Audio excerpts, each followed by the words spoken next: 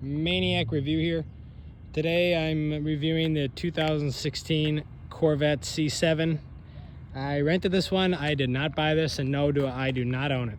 So here's a Stingray, little badge on the side, but I rented it for pleasure and also to do a quick review on it. It's going to be like a short 5-minute review, give or take, maybe 10. Nothing too fancy, nothing long. I'm not going in depth about it, but here is a car overall.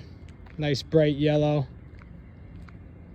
It's a very clean and good looking Corvette, I have to admit. I would highly recommend, if you're interested in buying a Corvette, I think the yellow is a very vibrant color. Of course, it stands out like a sore thumb, and everybody's gonna spot you. It doesn't matter where you drive or where you go, you're gonna be seen. I mean, I've driven this thing all around and everybody was looking when it pulls up. So it's not like overly fancy, but if you get this nice vibrant yellow color, as you can see, it's definitely gonna stand out, which I think is a good thing.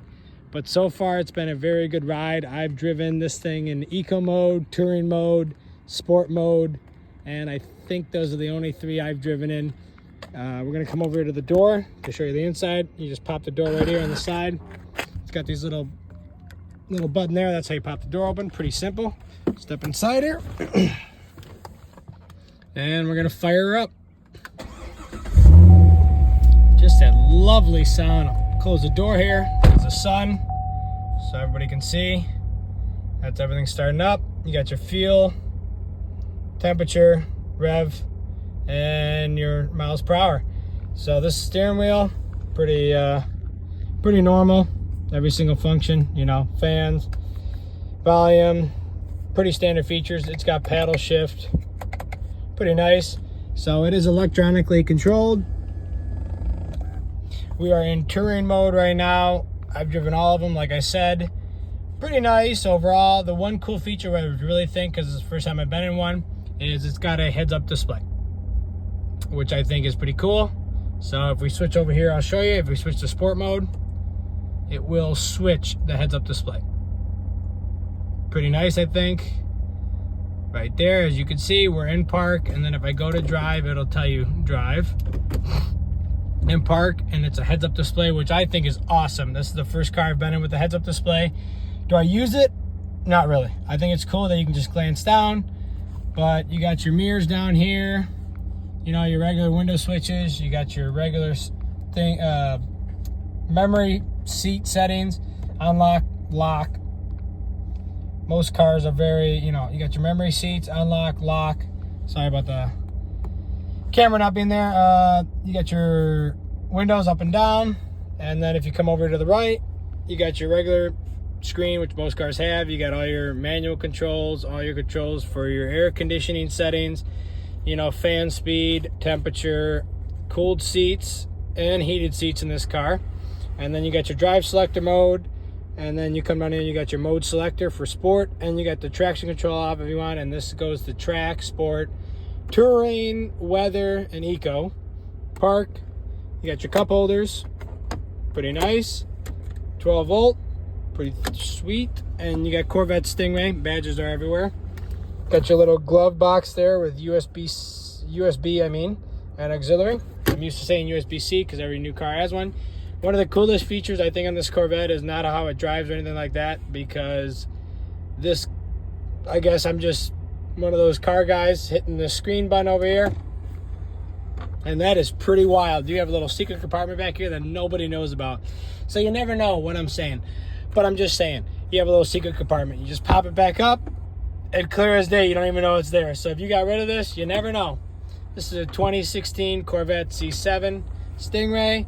Pretty nice. You got your passenger controls, and believe it or not, if you pan over here and come over to the other vent, on the passenger side, the passenger has their own controls for air and heated and cooled seats. So if you look at the passenger side and you pan a little bit here, like I am, this is the grab handle, and then they would have to reach over and always hit these or change their settings from here. So rather than do that, they just made it easy on the passenger and put them right there on the bottom side, right below the vent.